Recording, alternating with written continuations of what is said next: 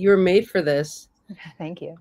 All right. Hey, everyone. It's Tuesday where we have our Curious Crossroads show with Rachel Starkweather. And we are here with Cindy McKean and her kitty, Shamrock. Shamrock. It's the mandatory cat that all astrologers must have. Yes. Oh, true. True. And a little cat butt. I love it. Yeah, I'm always pulling my cat's tail down to avoid that shot. But right. Try to get the cat mustache as well. Ooh, nice. Nice. So Cindy, it's so good to have you. Where are you hailing from? Like, where do you live right now? Now I live in Chicago. Oh, okay, okay. Yeah. So it's a fun city. It's pretty exciting. It's a happening place. I'm right in the heart of town, so I like it here. Oh, are you looking forward to UAC next? Yeah. Totally. Rachel, amazing. Are you going to UAC? No, I'm not. No. Oh, you should go. I wish. I'm going to go to the one in Seattle, though, in May. Norwalk. Yes. Yes. Yeah. Will you be at Norwalk, Cindy? So far, no. Okay. Yeah. Well, I'll be at Norwalk and UAC, so I'll see you both. Excellent. I like it. Lucky lady. Well, Cindy, so I think today we named the show AstroMapping. So I guess we should start with just a definition of like, I think the question on everyone's mind is, how is AstroMapping different than astrolocation or locality? They're the same. It's just different names. Okay. Yeah. So what is AstroMapping? So AstroMapping is an umbrella term that covers all different types of ways that we correlate the planets to our Earth. So there's astrocartography, which is planets conjunct angles, and we're using the equatorial coordinate system for that. And then there's local space astrology, which uses the horizontal coordinate system, and that's where we see the sky according to our latitude and longitude. And then there is geodetic astrology, which is also popular, and that as well uses the celestial coordinate systems. So when we're looking at our charts, though, we're using the ecliptic coordinate system. So really, it's a lot of mapping, as you could see, that goes out there. That's why I prefer the word mapping over locality, because locality seems to just focus on the Earth more, and the mapping is all-encompassing. Interesting. So you could map your chart on Mars? No, I don't know. You know, Wes, we could actually. Really? Yeah. Oh, okay. Would you? You're thinking about crazy. it, aren't you? Yeah. That's actually my proposition to Mr. Elon Musk, that if he's going to be sending colonies out there, maybe it's worth it to do their astrology and make it Mars-centric. Wow. Interesting. I don't know what we call that, like heliocentric, because when the sun's in the middle, what Mars is in the middle? I don't know. RA-centric? I like that. Oh yeah, RA-centric. Okay. So what are the main uses of astromapping that you do with clients? It really depends on what the client is looking for. So if the client is going to be moving to a significant amount of distance, we'd like to see if they're getting closer or further away to a planet on an angle. And we could tell them, therefore, what they could expect at that location, because you're going to be immersed under that planetary energy. And that's if we're using the astrocartography. Now, if we're using more of how do we use astrology in our absolute location without having to travel anywhere, that would be more of the local space astrology, your perspective of the sky according to wherever in the world that you're in. Mm. So you could start to even design your home according to it. Maybe, you just take inventory of what you have around you, and you might see like, oh, I have more Martian things in an area that I need it to be more Saturnian, or I just need to remove that Martian energy and keep it a little bit more free. And it's more you-centric, like as in you, where you are geotagged, I like to say, by the energy of the planets according to the time and location that you're born. And that's how you're going to express yourself. So as you move around in the world, that is going to be that stamp. And how do you therefore assimilate to different areas or accommodate different energies, or where might you fit better, if anywhere at all, and make the best of it for yourself? Yeah, I had this student one time where they did a project on this AstroMapping thing or astrolocality where they would like display the chart all over their house, or they would like apply it all over to the like, so you could apply your chart and you could say like my Mars corner's over here and my Saturn is. So can you tell us, is that kind of what you're talking about? That's the local space astrology. Okay. So how does is that like feng shui and astrology combined? Yeah, as a matter of fact, I just came back from China teaching a workshop on that. Wow. And I mean, where better to use feng shui than in China, right? Out in the Orient, where it originated out there. I mean, that's one of the origins of feng shui, at least. And, you know, how it is that you could actually meld the energies around you with your planetary expression and make the best of it. So yes, you could map out your local space map in the center of your workspace, for instance, the center of your office, the center of your home, the center of a living room or a bedroom. And you always have to just remember, it's really more, again, you-centric.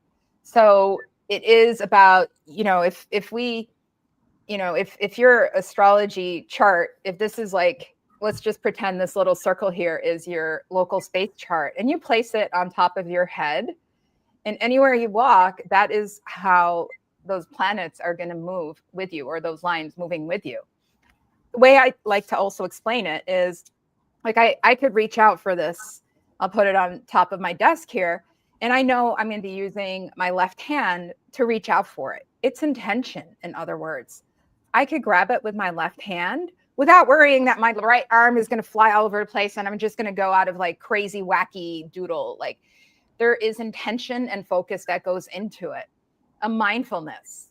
And sometimes it really does work like magic. Like, I've used it in one of the houses I lived in where I really needed to make more money. And I knew Jupiter could help with that, because I needed to get more broadcast and more appeal, like more widespread awareness of, you know, this, that I exist, that I'm available. Your passion. And overnight I started getting more bookings. And later, like a couple of days later, I got a call from ABC to present about astrology on their network. So that was the broadcasting and the widespread appeal. And I had to travel 750 miles for that. So that's the whole Jupiter long distance, you know, and that was great. And I was so busy all the time, but it was after 3 months, I had to move my desk, my workstation off of that line, because I gained 18 pounds. Oh my God. You expanded it all the ways. Yes. You were like a laughing Buddha all of a sudden. And there's the jolliness of Jupiter, right? So Rachel, do you want to ask one of your questions? Yeah, I was curious about how timing can affect astromapping. Like, if you have a perfected chart ruler, is that line that's connected to that chart ruler more active during that perfected year? I haven't seen it exactly like that, because when you're looking at perfections, you're looking at the ecliptic. And when we're looking at astrocartography, we're looking at the equatorial coordinate system. So there's a 23.5-degree difference between the two of them. And on top of that, we have to look at the planetary orbits and also where they are on the solar plane, because it's their declination as well. And if you really want to go deep into it, you can even look at the phase of a planet at the time that you were born and really start to go into the interpretations that way. So the way I could try to describe it to you is, if you moved, say, to Siberia, and we know in Siberia, it's going to be super cold, but there's ways to remediate the coldness, right? You get like maybe a wood furnace in your house, and you can wear multiple layers of clothing, and, you know, you are going to be a lot warmer, but you're still in a cold environment. So it wouldn't really matter if, you know, it's a full day's sunshine there, because how many more degrees is it really going to warm it up? It's still Siberia. It's still going to be very cold. And it's kind of like that moving to a planetary line. If you move to, say, a Uranus on an angle, any angle, you're going to expect the Uranian type of expression of that planet to happen. Surprises, short notices, disruptions, delights, electric shocks, you know, just the things that are associated with Uranus. So with that, if you have like a favorable Venus transit on your ascendant, so what? So you have a favorable Venus on your ascendant. You're still going to expect the type of Venusian things, like even if you look bad, you look good. It might be, you know, a good time for spiffing up or whatever. But it's still going to be in that whole Uranian domain, that Uranian environment. So maybe you get more of, you know, you get surprise photography or something where you really, really look good and you have mass appeal that way. Or maybe you get like, you know, someone who comes into your life by surprise, and it's a love connection. So that's how you can combine it together. And, you know, speaking of that, Rachel, there are ways too where you could look at the local sky and connect to the planets. And with that, you could kind of remediate or counteract, make it a little bit easier to live under a line if you're under an angular line anywhere on the Earth. So I don't know if I answered your question. I hope it did. So last night in class, we were talking about talismans as remedies, and we were talking about can you get a talisman, like let's say a city that's on your Jupiter line. If you got an object from that city, would that function as a Jupiter talisman for you? Yes and no. You have to get the right talisman, because people, like, you know, the common social media type of astrology, the pop astrology that it's out there. It's like, oh yeah, just get like a souvenir, a vial of sand or water or whatever, and call it a day. But like, say you wanted to get some kind of Venusian energy and that line is over Italy. Well, why don't you just get Venusian things like wine from Italy, Italian foods, you know, maybe you could get a lover from Italy. I mean, that would be really the ultimate of talismans, right? And treat them like a sacred object. Yeah. Art, right, from Italy. And make sure it's originating in Italy. But if you're going to buy, like, you know, I mean, it's the Roman Empire, right? So if you get things that are like old war relics, or if you get a stone, or if you get a vial of water, you're activating Mars or Saturn or Neptune instead, respectively. So the answer to your question is yes, as long as you get it within the nature of that planet. So, okay, if you got a Jupiter talisman, you did it correctly.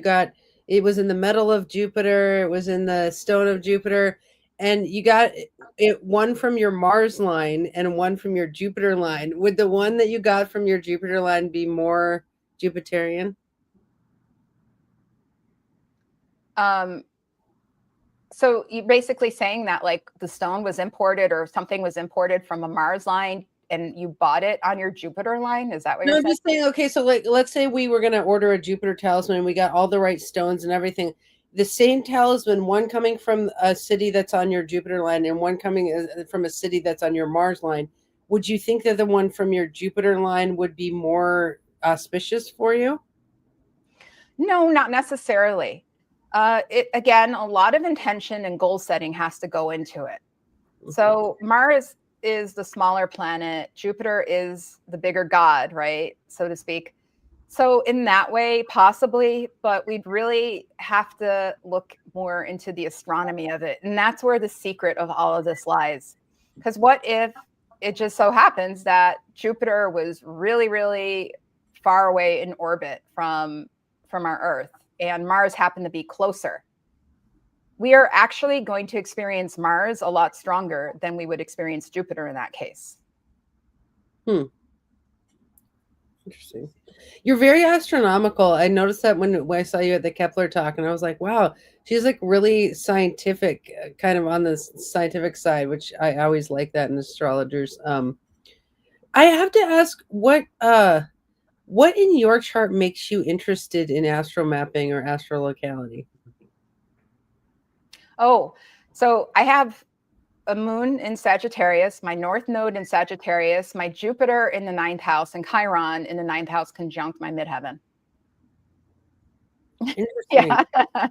And are your moon and Jupiter trine to each other? I don't remember. I'd have to actually pull up. Is your Jupiter in Aries?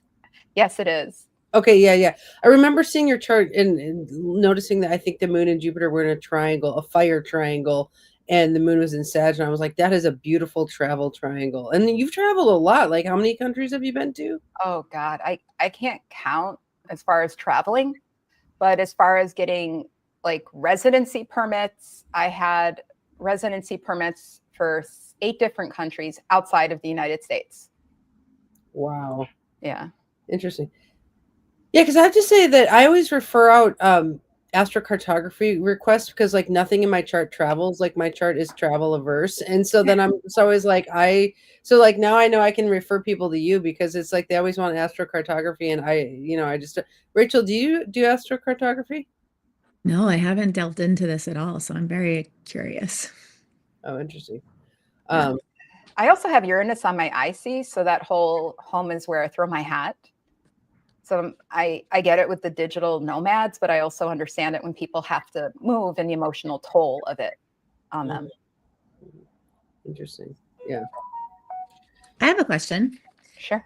How has astromapping, like you were an astrologer before astrocartography, yes, you had some time just being a normal astrologer. How has astromapping and astrocartography changed, like, or shifted your relationship or knowledge of the planets, or deepened it? It's deepened it. And I've always suspected that there was some kind of connection there because my family would travel a lot and take us with us. And they were always open to the esoteric world. So we would travel to different places and go and visit a psychic, whatever the psychic did. Maybe they do geomancy, maybe, they read, teacups, or maybe they read cards or palms. And so my feeling of it was that every land that you travel to has a certain vibration to it, and it must be connected to the stars in one way or another.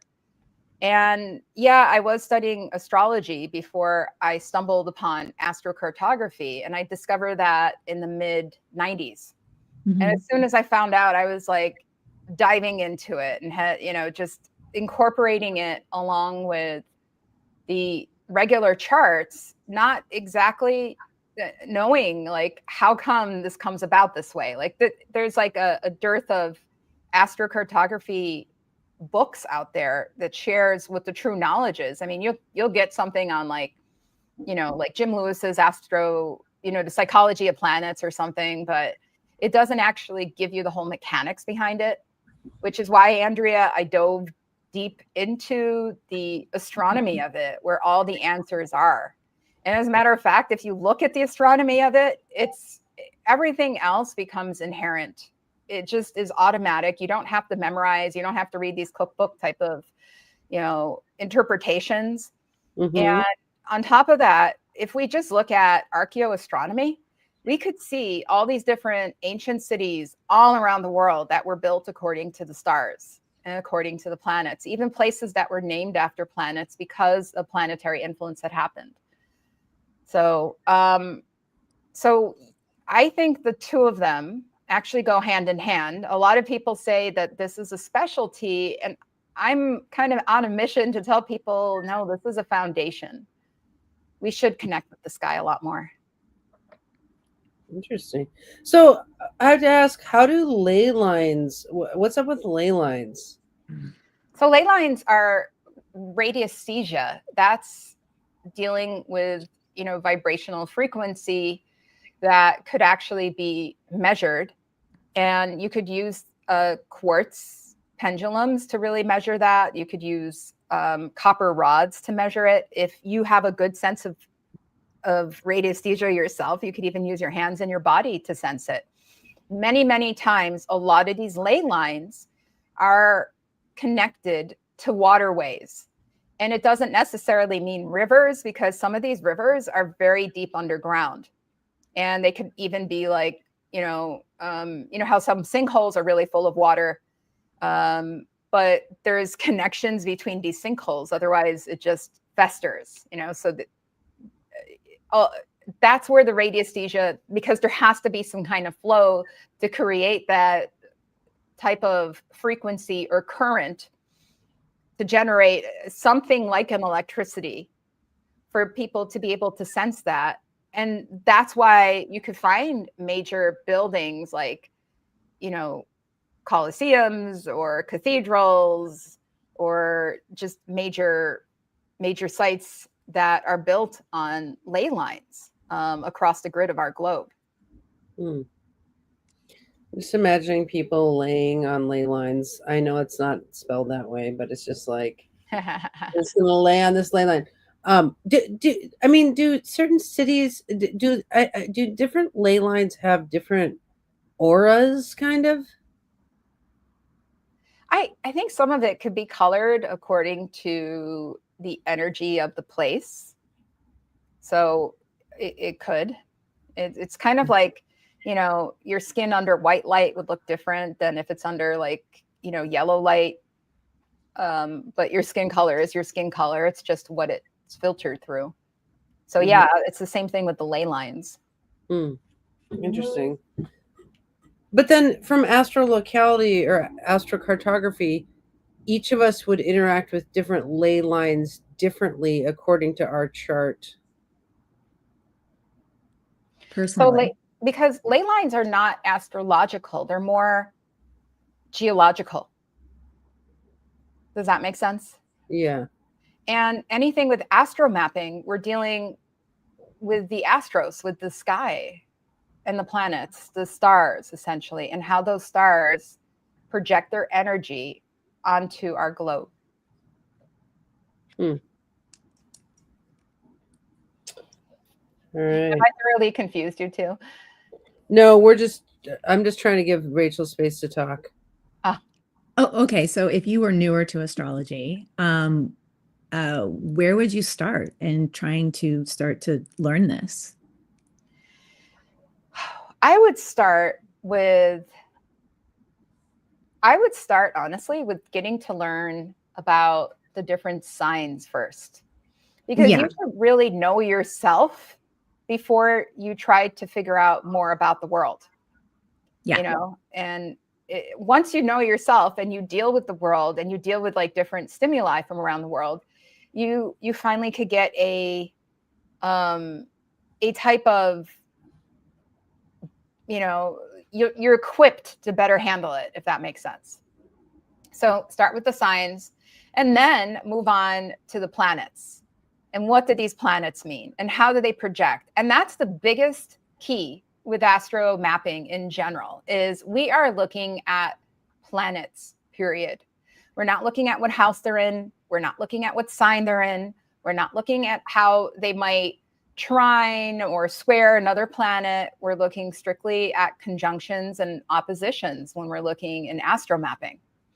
And so I would start with that as your basic knowledge, of course. Read the mythology if you can about the planets, because the stories behind it start to give you more characters and understanding. And then if you wanted to go into the astro mapping, then you start to learn about angles. And that's how, that is really going to have to do more with like the astrocartography again. And the angles are just the doorway that the energy comes through. And that's where the changes start to occur. And then you start to, I always suggest to everybody, just get out and look at the sky, even if it's the sun or the moon. It's that simple. Just take note. Where is the sun in the sky when you're headed out? How does it feel? Is it making things warmer? What is going on in the environment around you? Take note of that, because it's part of the omen of what's going to unfold if you're paying attention. Really. And then, it really, really, really, really helps if you study the astronomy of it. And really, the astronomy is not too hard. Everybody thinks it's all math, and I'm totally math averse. So if you really want to learn about it and not worry about having to crunch numbers, I'm definitely great at teaching that way. Interesting. I never thought of that, but it's so true. Like when you see your astrocartography, it's always like Mars is going through this city, Jupiter's going through the city, but it's never like Mars in Cancer on this city. It's never, the signs are not involved at all, and you're actually not looking at angles between planets at all. So I never thought of that, but it is kind of this purest planetary energy formation, which makes me think of the fixed stars. And how a lot of times the fixed stars are associated in ancient texts with planets. Like this star is like a mix of Mars and Jupiter, and this star is like a mix of Mars. So then it then begs the question: do fixed stars overlay with astrocartography at all? You can, yeah. Really? How so? Well, if you were born with a planet, say a star, a royal star on the ascendant, think of how powerful that is and what that actually means and how that's supposed to manifest. And, that's going to be a very powerful point that always shows up in your life. But if there's if it's somewhere else in the world and you go to that place, then you're finally going to feel it when you go to that location. As long as you're not at that location, you're probably not going to feel it so much unless you're interacting with people from that location. Now, there's a sense that people feel like, oh, I've always been pulled to the Seychelles. Maybe I have a great line there. And sometimes it does work like that, but it's more of an unfolding in life where, maybe you're more inclined to a planetary energy, and that energy is going to take you to a country, not like, oh, I really love beaches or something. If you're tied into your soul's path and your karmic checklist, so to speak. Makes you think of that term parentalanta? Is Yeah. it, or like parents? That's when like a star is rising? Anything there? Yeah, that's a subject that okay, so this kind of gets me riled up because the way that it's taught in pop astrology, I just want to go and shake some heads. But really, it's when two planetary bodies are simultaneously on angles. And generally, it could be that they're on square angles. So say one on the midheaven, one on the descendant or ascendant, or MCIC versus horizon, right? It could also be opposition. So you got one planet rising and one planet setting at the same place, or it could be, I already mentioned the opposition. It's not a conjunction, because if it was a conjunction, it would manifest as just two lines that are in your area, essentially. And those are very powerful at the location that you're at, because the way they teach it in pop astrology is they draw these like horizontal lines on the map, and they're like, oh, it doesn't matter if it's 13,000 miles away from you, you're still going to feel it no matter what. 24/7 it's activate. Well, we would die in that case, because you got to get away from energy sometimes. As human beings, you have to center by yourself, right? So if you have all this interference, it's just never going to be healthy for you. Think of like being under the sun for 24 hours a day. We're not built to be under that type of environment. The natural way is that when we were born, it's a snapshot of the sky. It's our natal charts are what it is. They don't change. They're frozen in time. That's what you've embodied. That's how you're going to be manifesting. But what happens when you're born? The world keeps on turning. Mm-hmm. Now, if you think of our natal charts as fixed, well, our ACG is actually fixed too. And as the world keeps on turning under the celestial grid, once a day, we are going to rotate under that Paran. And that's when it's going to be most active, probably for 12 minutes a day, 4 minutes of orb on either side, and 4 minutes of when you're actually directly under it. And you know what would happen in those 4 minutes or 12 minutes? Maybe nothing. Maybe you sleep through it. Or maybe like you're driving and it's a Mars and Pluto Pirans. And as you're driving, some jerk really cuts you off and you spill your coffee on yourself and you're like, mother effer, and it just ruins your day and it colors the tone of the day. And, you know, in that way, maybe you could say that this is, you know, active for that day. But I mean, are you really going to make sure that it spoils the rest of your day? I can understand at work, you're walking around with like coffee on your blouse, you don't like it or something, but you know, it should get better by the time you get home and you're able to change out of it.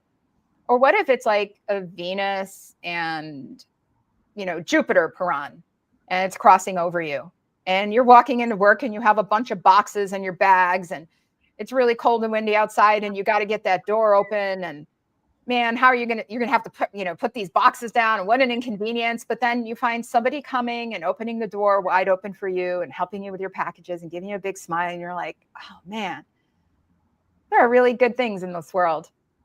And that feeling lasting with you too. So it only really lasts for the period that you're rotating under it. Now, if you're living under it, of course, that's 2 planetary angled planets. So you're going to have a lot more of your life happening, a lot more manifestations. You're going to have very pivotal moments of your life. And you better be up with your stamina to live up to it. Interesting. I want you to know Joseph Milnes is here. So he said hello to you. Hi, Joseph. We all had dinner in at the Kepler symposium. That was a blast. So we all had pizza. It was fun. Yeah. So what's being lit up for you in Chicago? Is that not too personal? What was what? What's changing with your relocation chart in Chicago? Oh, it's a little interesting because the only planetary line that's close to me is Eris Midheaven, which is only 50 miles away. And I really don't feel it. And Eris is coming more and more into the consciousness. So obviously it's going to be playing a role in our lives. Remember, I talked about the astronomy. Well, Eris is twice as far away as Pluto is from us. Yeah. So by the time it takes her light to reach us, I mean, how many years? I think it takes, what was it? I think I read somewhere it was like 13 years until her light reaches us. So by the time it manifests and hits us, that was so 13 years ago for her, for Eris. But you know what? When I went to China recently, and finally I'm coming back to Chicago, I'm starting to recognize what the Eris is in my life. Because people say Eris is all about disruption and upheaval and fight. Yeah. But I see it more as when we were in China, even though we were strangers in a strange land, so to speak, I felt safe there. I never once had worried that I was going to get knocked down or that, some random gunshot was going to hit me or that I was going to get thefted or about any kind of that violence or lack of safety. And I never realized how much energy that actually takes from you and how much awareness you have to have when you live in a city where there is some unsafety like that. And that's, I think, how it manifests for me, in that I'm always having to be alert. I never go out if I'm having, if I have a severe headache and I know that's going to affect my ability to be aware of things, I just don't go out. So it, but, in a place where I feel safe, if I was, say, on a different, like a Venus line or something, I might not feel that way. And of course, we always have to consider the environment, because not all Pluto lines are the same. Generally, like if we move on to Pluto, if you don't mind, universally, it's a line that generally most astrologers agree is very difficult, because it's about painful transformation. It's about power plays. It's the underground. It's the god of death, right? And the underworld. And there's going to be a lot of power plays. It's going to be expensive on a Pluto line specifically for you. But if you go to a really crappy city and you're on the Pluto line, it's going to manifest even more Plutonian, more crappy. You know, I mean, just in line. I mean, Pluto does rule feces and detritus and filth, right? Oh, I know where to film my next horror film. But if you go to a really good place, like a more decent city, that Pluto line is actually going to work in your favor with the transformation, because the power plays might be more in check. Also real steep riches. Yes. Interesting. So I have to ask about the nodes. How do the nodes get factored in with astrocartography? So if you move to align on a node, it is instant karma. Like within generally less than one solar cycle, whatever you put out, you'll get back. So if you've been crummy to somebody, you're going to get almost exactly that same kind of crumminess, sometimes within 28 days, because that's, you know, a nodal cycle. But usually it does happen, you know, how energy travels along the lines of least resistance. In other words, if there is resistance there, it will delay that karma. But on a nodal line, that karma will manifest again within that year. It's good because, you know, you don't want to carry karma. It also is painful if you're a real jerk on your nodal line. And the other thing is that it does help you find your tribe. It does help you find, you know, your soul tribe, or sometimes your heritage. A lot of times with my clients, when I look at their nodal line and I talk about it, they're like, oh, you know, I had a great grandfather from there, or, you know, actually my grandfather is really, or my grandmother is really from there. And so they have some kind of ancestry tied to the node. Or a lot of times people feel like an ancient history, like in the past life, one of their incarnations, often you could find it tied to one of their nodal lines. Fascinating. Yeah. All right. Well, what about astrological remediation and astrocartography? So I heard that the remediation you do is totally different from the remediation that I do. Nice. So apparently the remediation you do is like working with your chart and trying to mitigate certain factors or amplify others. Like, you know, maybe you have a Jupiter and, you know, that's square Mars or something, and you have it trine to Saturn, and maybe amplifying that trine, right, and trying to mitigate the square. So we don't work like that in astro mapping. The way that we do it is you could actually just get more of those planetary elements. Remember, you were saying the pure planetary lines from different places around the world. And those are energy tags, energy signatures that will emit those energies. I would imagine both of you work with crystals, correct? Oh, sure. I got So with the crystal, I got my crystal book here. Nice. So you know that crystals embody energy. Anything embodies the energy of where it was born. And if you get more organic things like crystals, for instance, or wood or a plant or food or whatever from a different line, you're bringing that more into your life and counteracting the planetary line that you're currently dealing with, if there's a planetary line that you do have. And you know, so if you're in a Venus line, it's going to be really nice to be on the Venus line. I mean, things are going to be more harmonious. People are going to be a little bit easier, a little bit fairer, a little bit more generous with you. But too much of one thing is not always good. Yeah. So you might want to get more Mars involved there, because Venus would have, you know, the tendency to create laziness sometimes, or just, you know, lassitude, or just slacking off a little bit.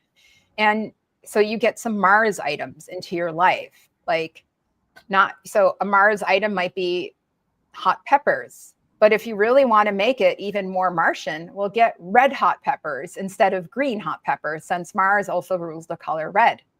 And if you're ingesting this, it goes through your system and you start to have, you know, more of that Martian energy in with you. Get more red colors, get more of the Martian elements around you to give you more of that Martian energy to counter the Venus type of energy. And that's how we do it with remediation in astro mapping. Hmm.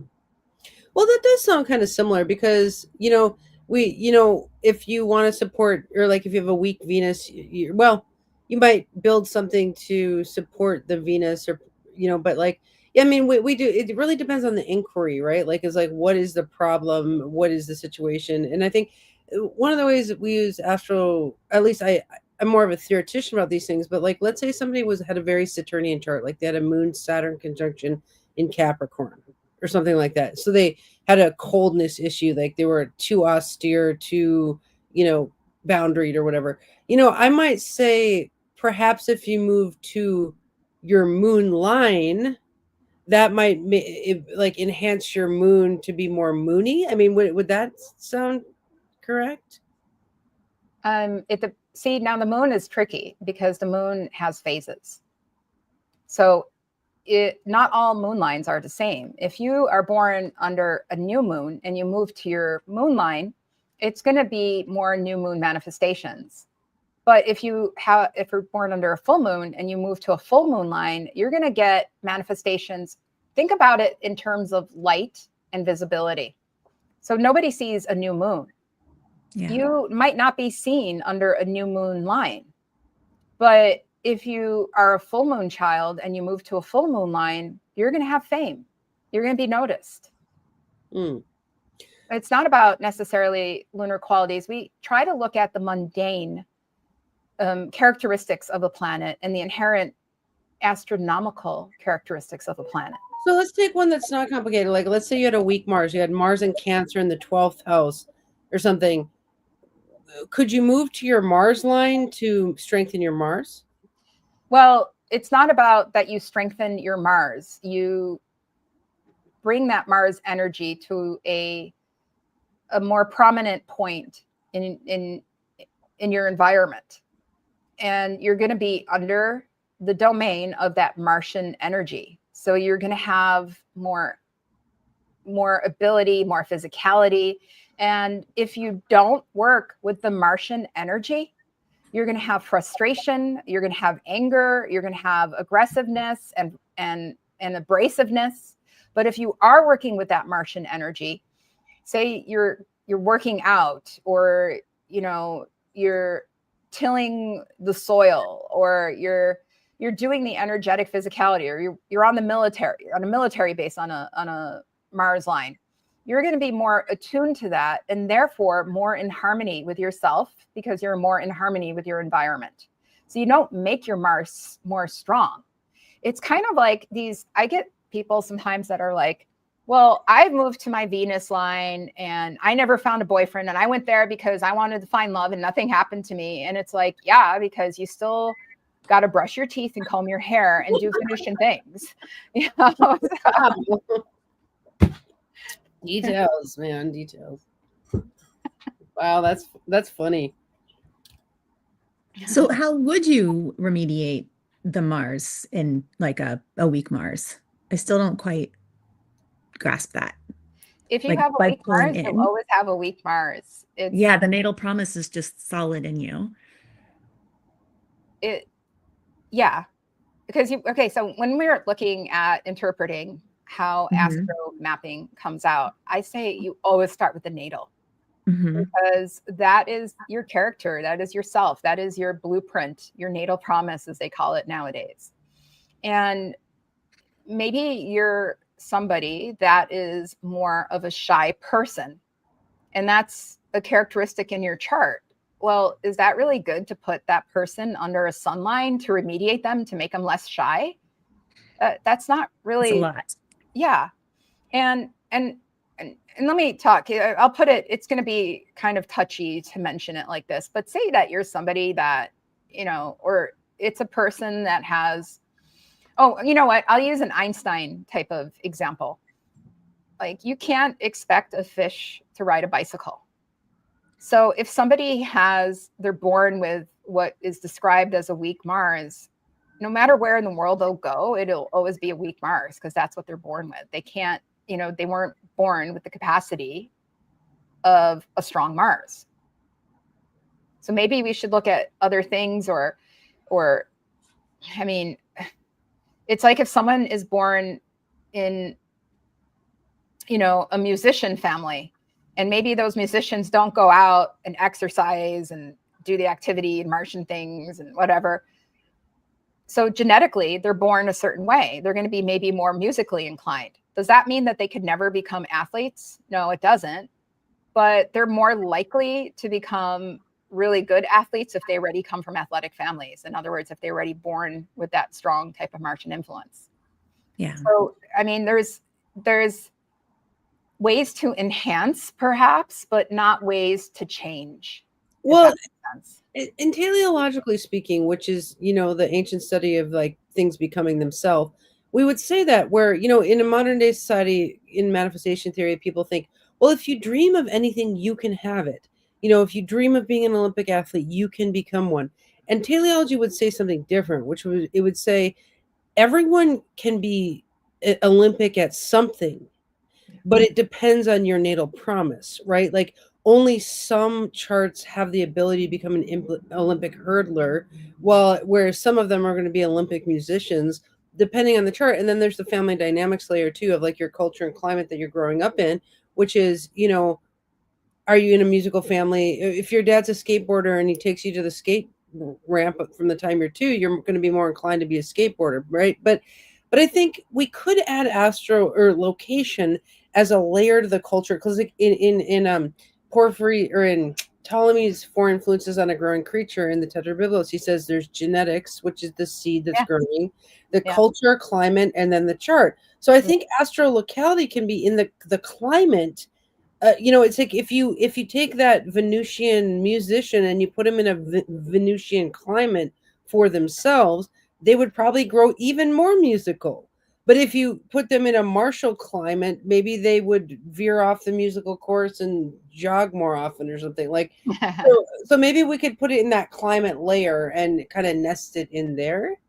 Yeah, you could look at it as genotype versus phenotype, right? So genotype is the genetics that you inherit from your parents, and the phenotype is the physical characteristics that you actually have. Do you have blue eyes or brown eyes? Do you have black hair or blonde hair?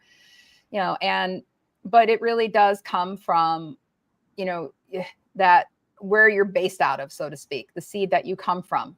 And then you're talking about the environment. So where is that seed planted, and how, and then on top of it, like the activity around the seed and where it's planted. Is it nurtured? Is it watered? Is it sunned? Is it taken care of? So yeah, we could look at all sorts of factors like that. And those are all the different layers of astrology.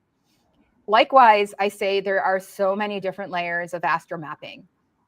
As I was discussing, like what phase is a planet in? Because, someone might think according to their natal chart that they have a strong Venus, but really she was in her dimmest phase. So how strong of a Venus is that if she wasn't shining so brightly at the time that the person was born? Mm. Interesting. Yeah. I like all the layers. I mean, I really like that we can actually apply astrology to that climate layer and say, because I do think a lot of astrologers do like the astro cartography lens, like a lot of them go on to places on their solar return, don't they, to improve the solar return, which is that a form of astrocartography? I mean, I don't know. I've heard rumors. Yes. If anyone in the chat has a question, by the way, go ahead and type it in, because we have about 10 more minutes. So if you have a question for Cindy, go ahead. So yeah, people relocate on their solar return, and that's a thing. You know what? I teach that in my class in AM 100. In the very last week, I teach about how it's like to go to your solar return to enhance it. If you do go to your solar return, will you enhance it? Yes, absolutely. But there are so many factors that go into it. One of those things is, where is that solar return going to land? Because it's not like it comes back to the same location. Our whole solar system is in constant flux.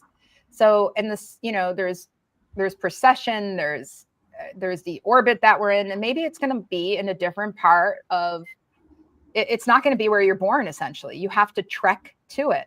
And is it going to be on a spot that you could actually get to on land? Or if it's in the sea somewhere, can you maybe take a boat to it? And the most important thing is the timing of it. Are you going to make it within the 4 minutes that it's exact? And if you miss it, it's missing the train. It's gone. You're not, that's it. You know, you don't just, it's gone, right? So the other thing you have to also consider is what other planets are transiting in the sky at that time. Because as you know, everything being in motion, maybe when you were born, there were no other planets close to the sun. But as time goes on, those planets start to move. And what planets are going to be near the sun at the time of your solar return, because that is going to have an influence. So if you're hoping to get all this solar bathing and energy, and then there's like Neptune involved and Pluto involved, or you're going to have some kind of unconscious and behind the scenes type of watering down of the solar energy. And at the time that the whole theory of travel to your solar return was written, that was in the days before we had mechanics, before we had cars and planes. So to actually go to where your solar return was, you know, maybe you could get in a horse and buggy. It was a trek. It was an odyssey. It would take, you know, maybe a month to get there, maybe a little bit longer. And you're moving your whole house and home, perhaps, or, you know, because I mean, even if you go by yourself, it's still a type of odyssey that you're going through.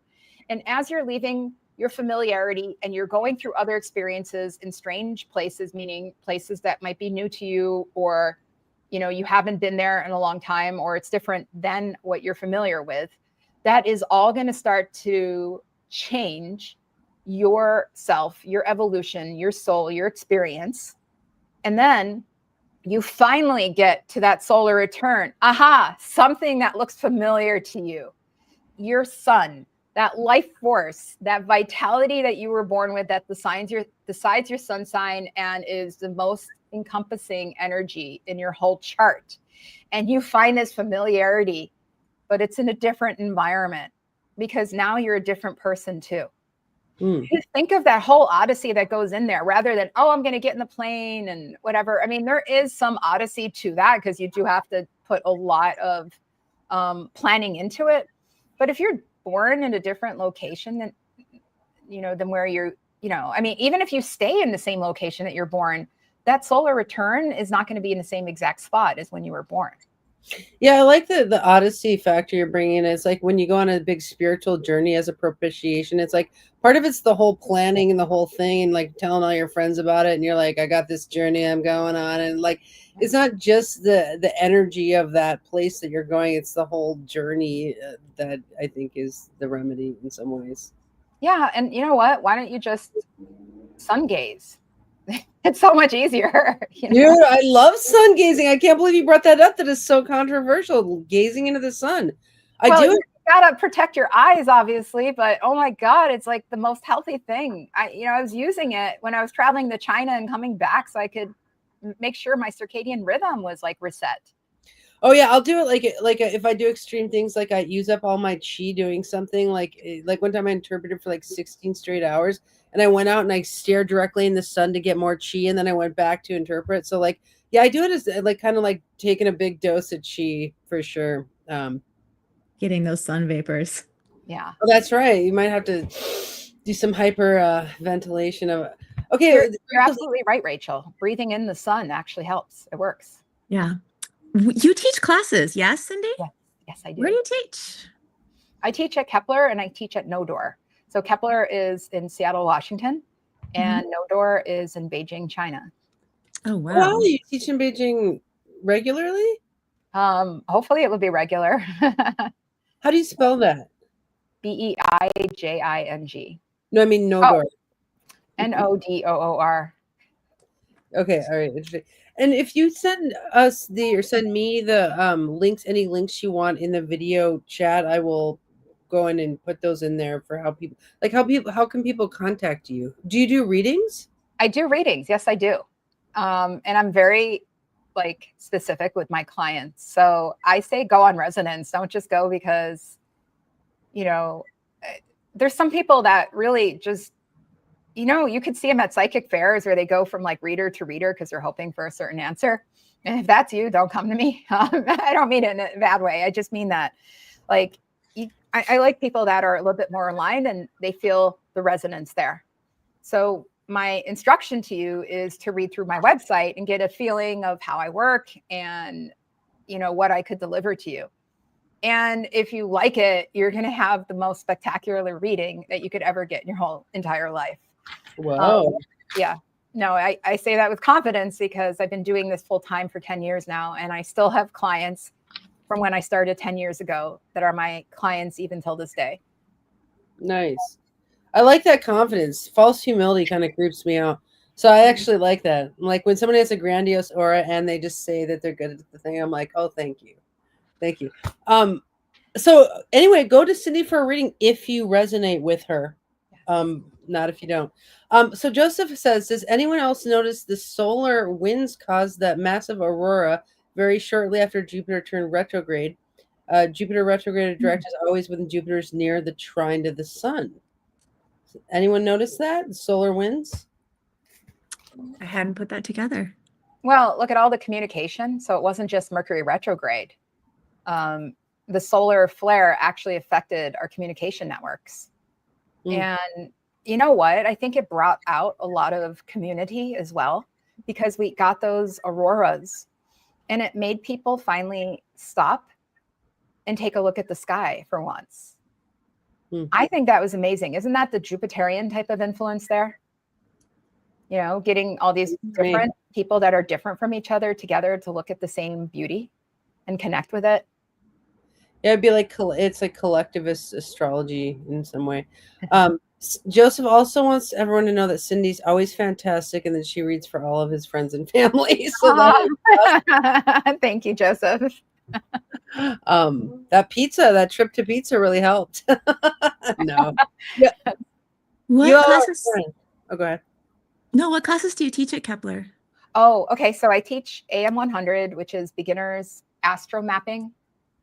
And that is an overview of all the kinds of astromapping that's around, but we really go very much into the astrocartography and remote activation, since not everybody travels. So they really get to practice and learn it and see how it actually works for them. And it works for every single student. Every single student that has gone through the remote activation just says, that's it. I'm going to go and get my certificate now.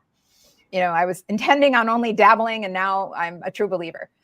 Wow. I also teach a class on Perons and crossings in AM 200. That's the astrocartography core. I teach the practicum, which is the capstone class. And I also teach beginners astronomy for astromapping. And that's also just an overview. And we're going to develop that into a deeper program to where there's going to be astronomy for ACG and geodetics, astronomy for the local space, and then taking it to the next level. Because the astronomy for astrologers that everybody learns is really, really good, and it's absolutely essential, but it's not the astronomy of astromapping, which is very specific. Oh. And yeah. And I tend to think that this is the thing. So people, a lot of, like, a question I get a lot is, where is astrocartography headed or astromapping headed? And I see more and more young people coming into astrology in general, which is awesome. I'm so happy to see this, because when you're coming into it when you're younger, it's, there's more time to study it. There's more time to embody it. And I'm seeing a new trend emerge of them getting curious about the sky above them, the land around them. So studying the astronomy is just the next, the next logical step to do. And as a matter of fact, I just don't understand why it's still separated from astrology at all. It should be foundational. Oh my God, we're going to have another episode on that because our time is up. But hey, Cindy, it was so great to see you. I can't wait to have pizza again with you in the future, perhaps at UAC. And Rachel, you're invited to my house. See you next week. Oh, okay. Yeah. Okay. All right. And Rachel, thank you for your questions today. They were awesome. So we will see you all soon. Next week. Thank you. All right. Next week. All right. Bye. Bye.